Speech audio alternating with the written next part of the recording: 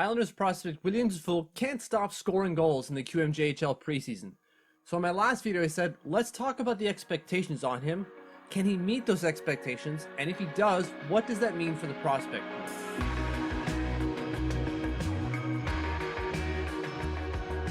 Coming at you live from my basement where I am isolating because I am feeling sick.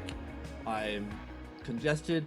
I've gotten my you-know-nothing Jon Snow tea, and I've got some Vicks Vapor Rub, so I think I'll be honky-dory, but let's get through this, shall we? So, William Dufour can't stop scoring goals at the QMJHL level.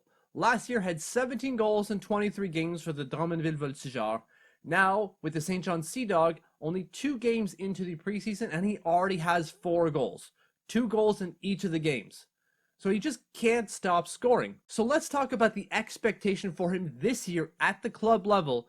Then let's talk about, can he hit that expectation? And then, what does that mean for the Islanders? When I spoke to the St. John Sea Dogs GM not too long ago, he said that they think William Dufour can come in and put in 40 goals. And I assume that, well, I know you've already said it, that you figure he's going to have quite an impact on the team immediately.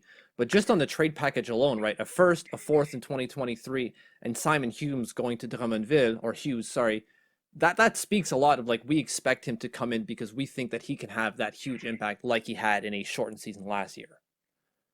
No question. I mean, we think that he's a candidate for 40 goals. We think that he can have a big impact for us next year. I think that with his size, he can lean on opponents.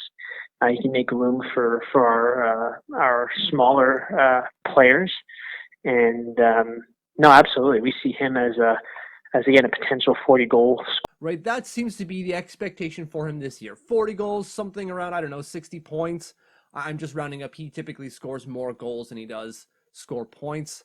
But he should be at or above a point per game player, which is 60 points. So that's the expectation for him this year, coming to the St. John Sea Dogs in his final year of the QMJHL eligibility. So can he meet that? Yeah. When you consider what he did last year, it's absolutely possible that he hits 40 goals, if not more. With 17 goals in 23 games last year, he was on pace for a 50-goal season. That's right, a 50-goal season was on the cards for William Dufour last year, and he was playing with a lower caliber offensive group, right? Like last year, the goals for the St. John Sea Dogs were higher than the Drummondville Voltigeurs, and everyone is basically coming back for the St. John Sea Dogs. They're getting everyone back. And so William Dufour is now going to go into a more offensively inclined top 6. They already got guys that can put in goals, and he's going to be added to that mix. He's playing right now in the preseason on the second line with guys like Brady Burns and Josh Lawrence. Last year, Brady Burns had 38 points in 32 games, whereas Josh Lawrence had 21 points in 33 games. Like, these are good players that he's going to be playing with, let alone some of the guys he's going to be playing when it comes to the power play, like Ryan Francis. Last year, between the Cape Breton Screaming Eagles and the St. John Sea Dogs, Ryan Francis had 50 points in 32 games. So again, he's not going to be playing with Raheem Williams Dufour, isn't going to be playing with Ryan Francis at 5-on-5, at least full-time, but he will be playing with him on the power play, and of course, that's where he's going to put up points. So he's going to be playing with better players than he was playing last year. So, and he was already he was putting up a goal per game at close to, right? 17 goals in 23 games. And now he's playing with better players. Oh my God, yeah, he can hit 40 goals. He can probably hit even more than that, right? He can probably hit more than 40 goals next year. So then what does that mean for the Islanders prospect pool?